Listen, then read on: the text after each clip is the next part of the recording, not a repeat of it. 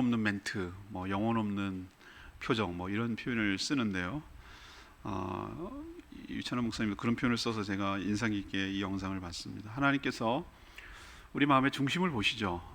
우리 사람은 속일 수 있어요. 그렇지만 좀 이따도 얘기하겠지만 사람은 희한하게 심리학적으로 자기 자신도 속여요. 내가 난데 어떻게 속아? 아니요. 여러분 잘 생각해보세요. 어떤 일이 일어나지 않았는데도 그러길 바래요. 그리고 그렇게 됐으면 좋겠어요. 그리고 그런 일이 일어날 것처럼 얘기를 해요. 근데 그게 계속 거짓말이 반복되고 그러면 자기네도 자기를 속여요. 그래서 없는 일인데 내가 진짜 일어났는지 뭐가 진실인지 몰라요. 그리고 마치 그랬던 것 같아. 그리고 그게 진실이라고 믿어요. 계속 세뇌가 되기 때문에 자기도 자신을 속여요. 오늘 제목이기도 합니다. 그렇지만 하나님은 못 속여요. 중심을 보시는 하나님. 오늘 스스로 속이는 신앙을 갖는 이 마지막 유다 왕들의 모습과 백성들의 모습을 보는데요. 이제 끝지점이 왔어요. 유다의 여러 왕들 중에 제일 마지막 왕이 시드기야 왕인데, 시드기야 왕이 이 바벨론의 침략을 세 차례 받아서 결국 무너지거든요. 근데 지금 한 차례만 남았어요. 두 차례는 이미 지나갔고요. 풍전등화 같은 위기 상황이에요. 근데 이때 위기가 닥쳤을 때 이 사람들이 하나님을 믿지 않는 사람들이 아니고요, 배제하는지도 않는 사람들이에요. 다 겉모습은 있어요. 제가 이 말씀을 드리는 사람들, 전혀 안 믿는 사람들을 대상으로 지금 말씀드리는 거 아니에요. 적어도 종교 생활하고 적어도 몇 년 이상은 모태신앙에도 할 수 있고 몇 년은 신앙생활을 했던, 적어도 겉으로는 그 형태가 남아있는 사람들을 대상으로 지금 오늘 주시는 말씀이에요. 이 시드기야 왕요, 겉으로는 하나님께 묻기도 하고요, 기도 부탁도 하고요, 합니다. 하는데 왜 딱 맞아 떨어지는 정확한 하나님의 말씀 못 듣고 순종하지 못했을까? 그게 왜 그럴까? 자기를 속였기 때문이에요. 자기를 속였다, 이거를 자기 기만이라고 한자로 표현해요. 알면서도 자기를 속이는 거죠.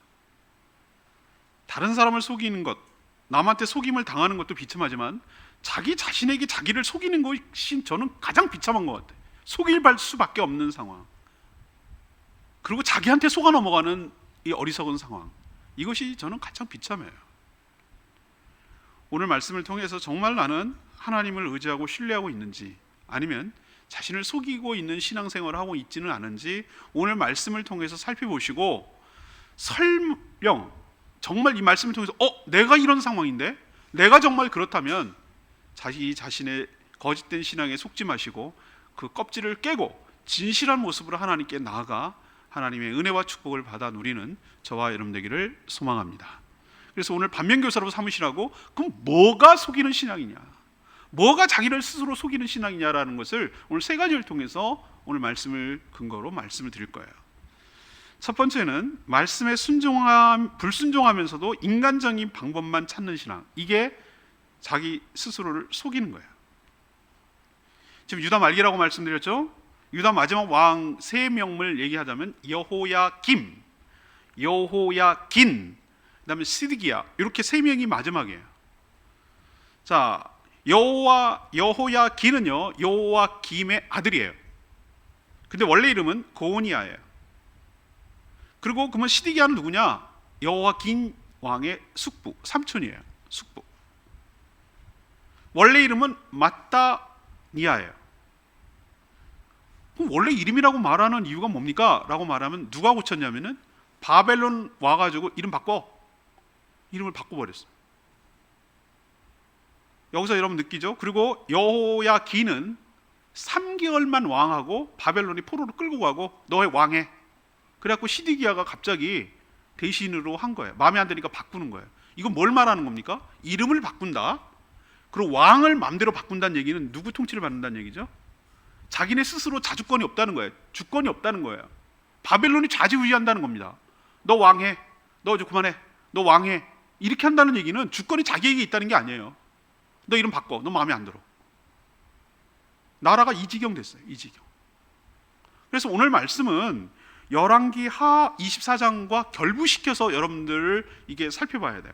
열왕기 하 24장 이 내용이 좀 자세하게 기록이 되어 있어요. 아무튼 이 국제 정세 그때는 어땠냐면은 아수르가 옛날에 막 일어나고 있던 왕국이었는데 서서히 힘이 약화됩니다. 아수르가 북이스라엘을 멸망시켰거든요. 그 뒤에 아수르 다음에 메데바사가 일어나고, 아니 바벨론이 이제 일어나기 시작하는데, 바벨론은 신흥 강국이에요. 새로 막 일어나고 있는 거예요. 그렇게 커질 줄은 그 주변이 몰랐어요. 그리고 애굽은 전통 강국이에요. 그런 틈바구니에서 유다라는 나라가 지금 살고 있는 거예요. 이미 북이스라엘 북쪽은 망했어요.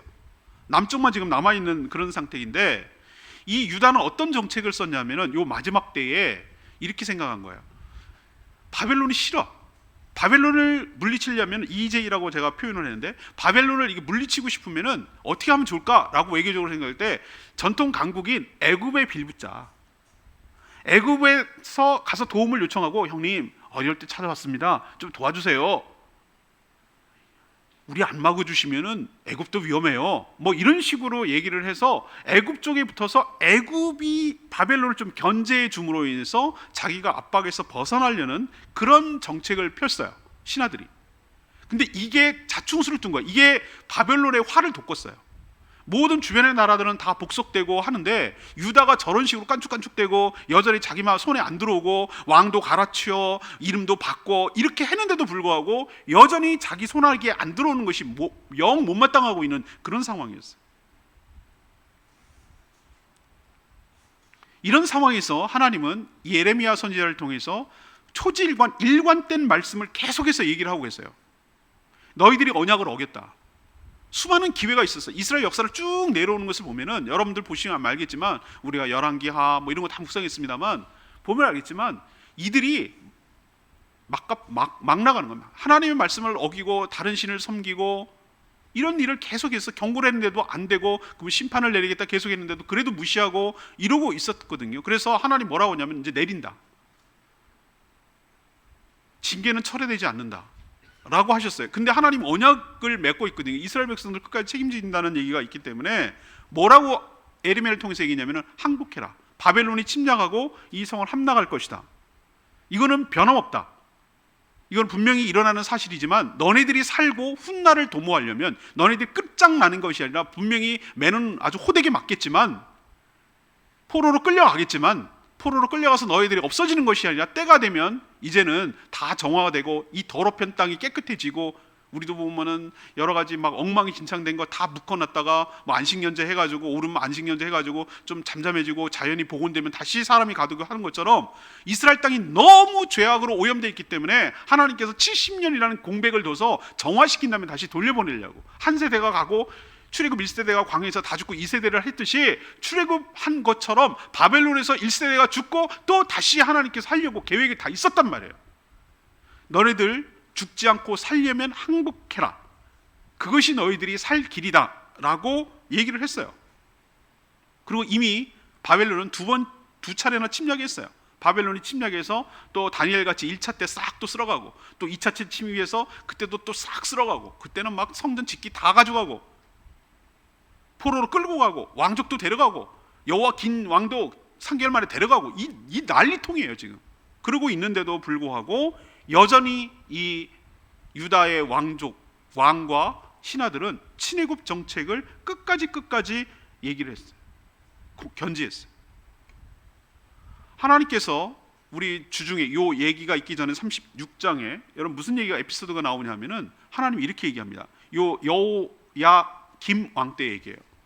어떻게 했냐면 이렇게 얘기해요. 하나님께서 예레미야에게 바룩을 통해서 그 하나님의 메시지를 갖다가 다시 한번 정리를 해서 책자로, 그러니까 요즘으로 치면은 그 양피지에다가 일일이 다 쓴 거예요. 하나님이 계시한 것을 써서 백성에게 낭독하고 성전에서 그것이 신하를 통해서 여호야김까지 전달이 됩니다. 근데 여호야김이 하는 그 행동이 충격적이에요. 서기관이 그것을 하나씩 양피지가 길잖아요. 그걸 읽어주니까 한 페이지, 두 페이지 이렇게 하나씩 넘어가면, 두루마리로 됐겠죠. 넘어가면은 칼로, 면도날로 그것을 잘랐다고 그랬어요. 양피지를 잘라가지고, 그때가 9월이라는 얘기는 우리로 치면 3개월을 항상 보통 더 해야 되거든요. 이 성경에 나온 거 우리 양력으로 치면 겨울이에요. 12월 아니면 1월이에요. 추우니까 화로를 폈어요. 화로를 핀 것에다가 양피지를 쪽쪽 잘라가지고 그것을 화로에다 던지는 거예요. 여러분 상상이 되세요? 하나님의 말씀을 어렵게 해가지고 써가지고 그걸 얼마나 쓰기가 어렵습니까? 복사기도 아니고 타자로 치는 것도 아니고 인쇄도 쭉쭉 나오는 게 아니라 하나하나 점으로 잉크로 써가지고 양피에다 꾹꾹 눌러 썼는데 그걸 갖다가 하나님의 말씀을 가볍게 여기고, 이것은 무엇을 의미하는가? 하나님의 말씀을 얼마나 경멸하는가, 얼마나 무시하는가. 그 당시 왕부터 시작해가지고 그것을 보여주는 거예요. 저는 느낌이 하나님의 양피를 이렇게 자르는 게 하나님의 얼굴에다가 면도날을 대는 것 같은 느낌을 받았어요. 이거는 하나님에 대한 모욕입니다. 하나님 아주 경멸하고 멸시하는 행위예요. 그런 기조가 계속 내려와 있었어요.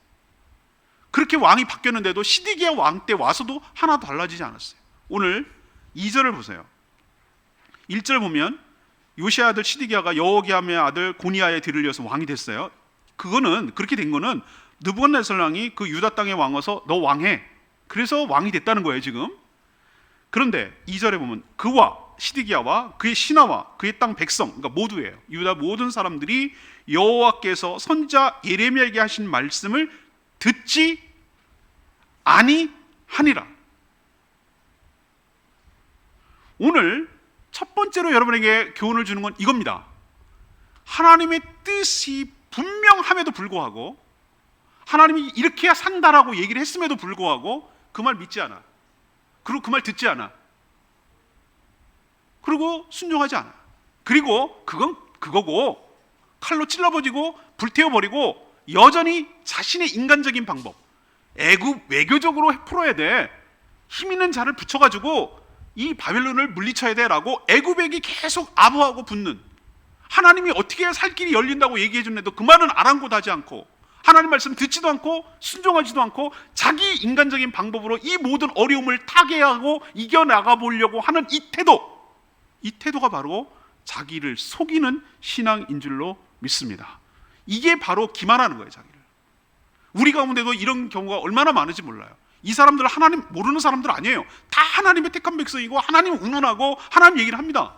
하나님이 말씀이 멀리 있고 한 번도 못 듣는 게 아니에요. 얼마나 가까이 하나님께서 예레미야를 통해서 가까이 반복해서 계속 얘기해 주는지 몰라요. 다양한 방법으로.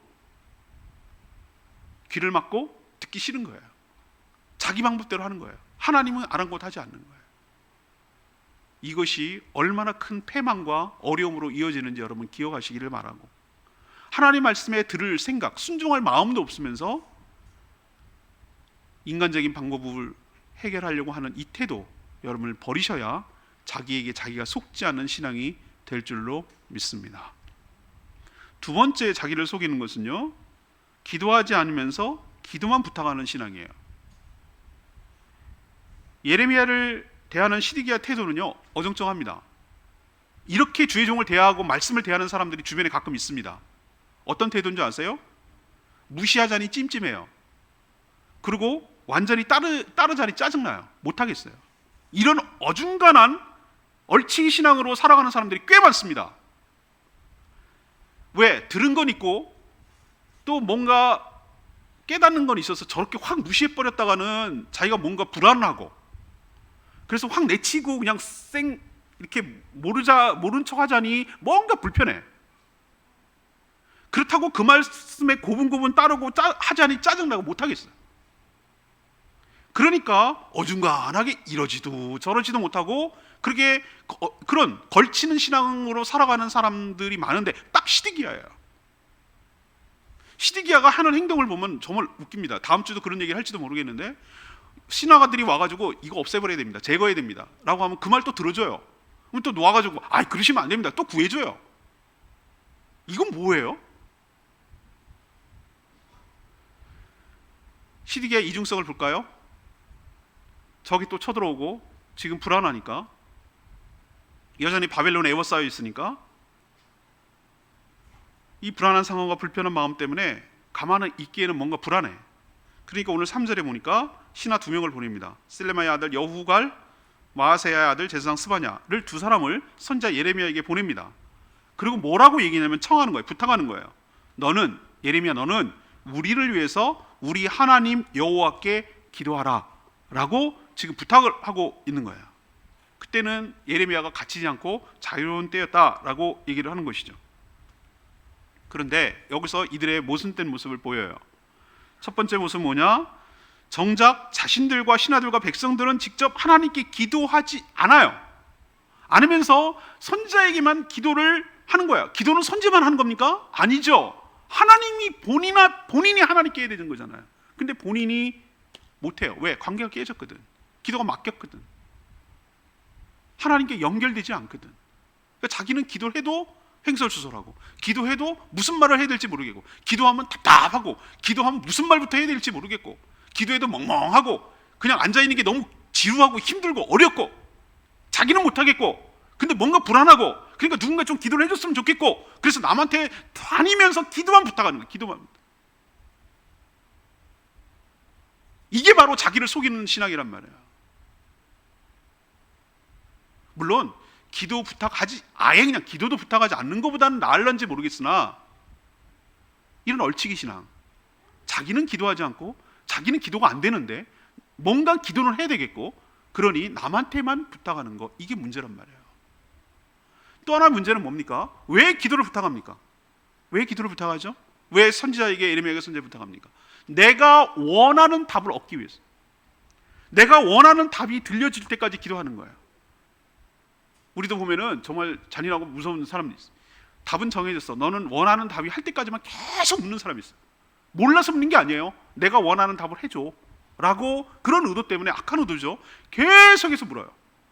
그거는 궁금해서 묻는 것도 아니고 몰라서 묻는 것도 아니에요. 너는 내가 원하는 답을 들려줘 라는 거예요. 지금 시드기야와 그의 신하들이 하나님의 뜻을 몰라서 부탁하는 거 아니에요. 알아요. 근데 왜 기도를 계속 부탁합니까? 우리가 원하는 대답을 해줘. 하나님께서 원하는 대답을 들려줄 때까지 넌 기도를 해 라고 지금 하는 거예요. 원하는 대답이 뭐죠? 애굽이 와가지고 바벨론 물러가게 하거나, 아니면 옛날에 우리 그런 거 한 번 있었잖아. 아수르고 싹 군대 물러갔듯이, 바벨론, 우리 포위하고 있는 바벨론 군대가 하루아침에 막 무슨 어떤 이유든지 간에 전염병을 생기든 뭐 내란이 일어나든 뭘 하든 싹 사라지게 해줘. 그런 얘기를 하겠다라고 하나님께서 그런 얘기를 했는지 들려줘 라는 거예요. 자기가 원하는 답을 들을 때까지 기도를 계속 요청하는 것, 이게 뭘 말하는 거죠? 불신이죠. 하나님 이용하는 거죠. 나는 정해졌거든? 거기에 맞춰. 제가 기도회 때도 말씀드렸잖아요. 등대가 작고 불이 반짝반짝합니다. 등대의 목적은 지나가는 배가 위치를 알려주는 것입니다. 부딪히지 말라고, 좌초하지 말라고, 여기가 위험한 곳이라고. 커다란 배도 등대를 보고 비키라 소리 안 합니다. 비켜야 될 것은 배입니다. 그게 아무리 등대보다 큰 배라 할지라도 그걸, 등대를 무시하고 너보고 비켜라고 말하는 어리석은 선장은 한 명도 없습니다.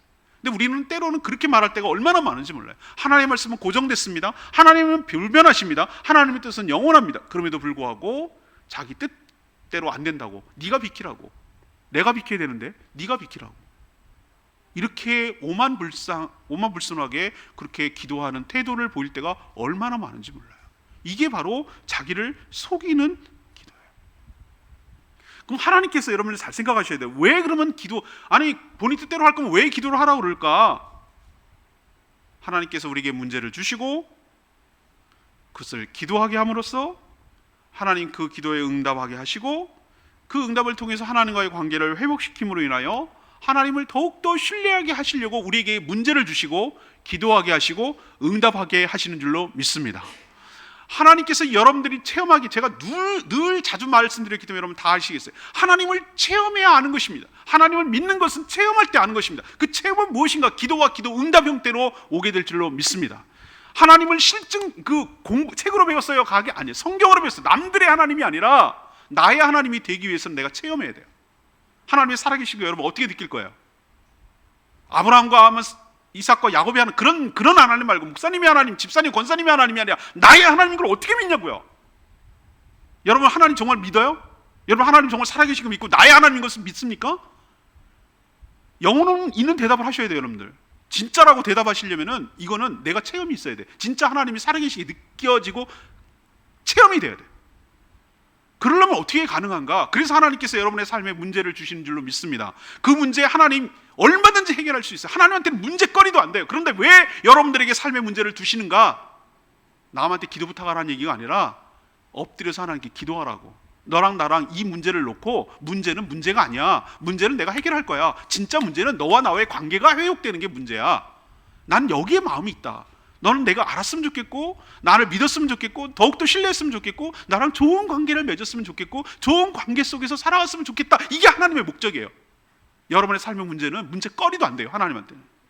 그러니 여러분, 기도 부탁하지 마시고, 내가 원하는 답만을 얻으려고 기도하려고 하지 마시고, 하나님 뜻이 무엇이든지 간에 그 뜻에 내가 순종하겠습니다 기꺼이 내어놓고 백지로 놓고 하나님께 간절히 기도하면 하나님께서 그것을 응답하시고 여러분은 하나님을 체험하게 될 줄로 믿습니다.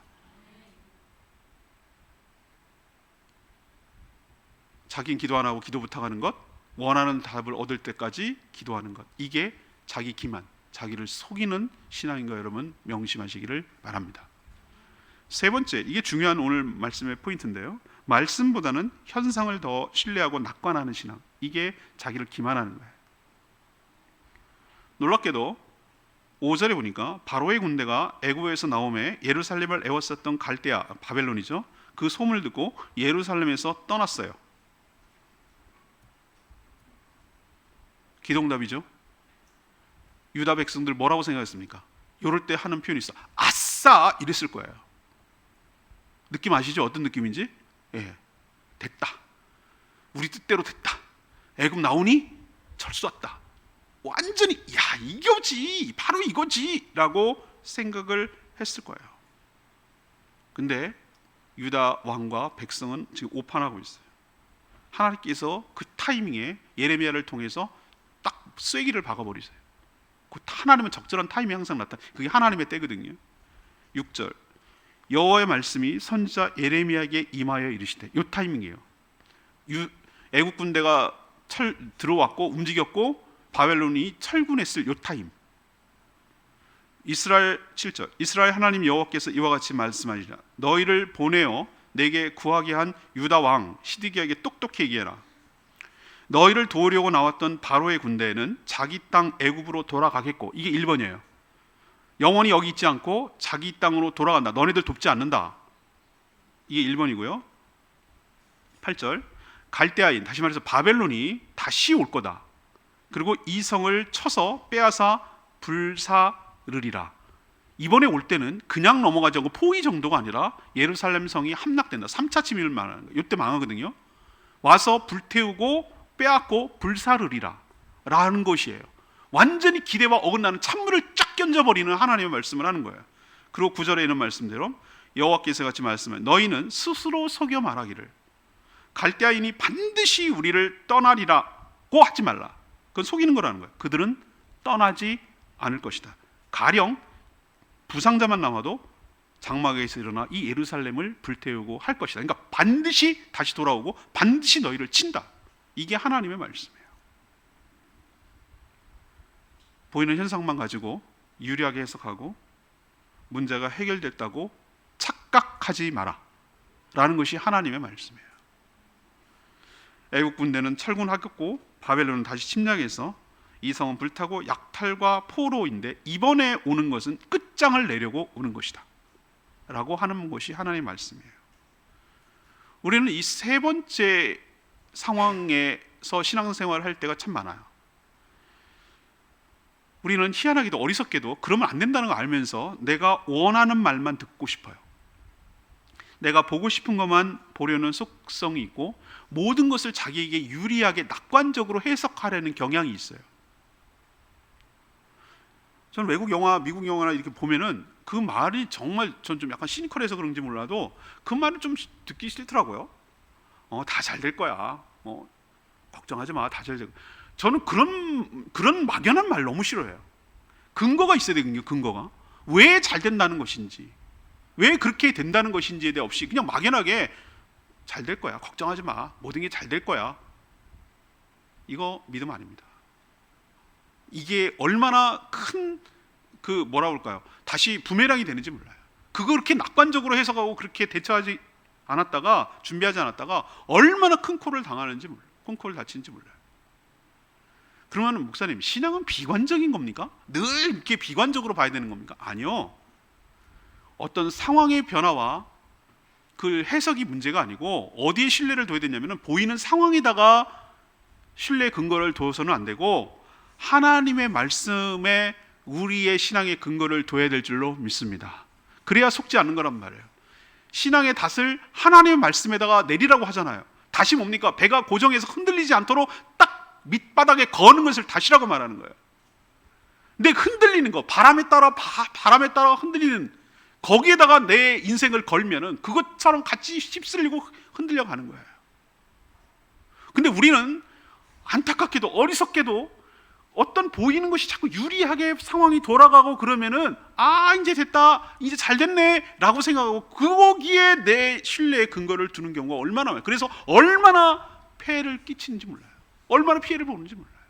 사랑하는 여러분, 그러면 거꾸로 상황이 더 악화되어 간다 할지라도, 또 반대로 상황이 좋게 전개된다 할지라도 거기에 우리의 믿음의 근거를 두지 마시고 우리를 향한 하나님의 말씀이 무엇인지, 하나님의 뜻이 무엇인지 거기에 내 인생을 딱 걸고, 좋게 되든 안 좋게 악화되든 흔들리지 말고 요동하지 않고 하나님 말씀에 딱 걸고 있을 때 우리가 흔들림이 없고 요동함이 없고 끝내 그 말씀이 우리 삶 가운데 이루어지게 될 줄로 믿습니다.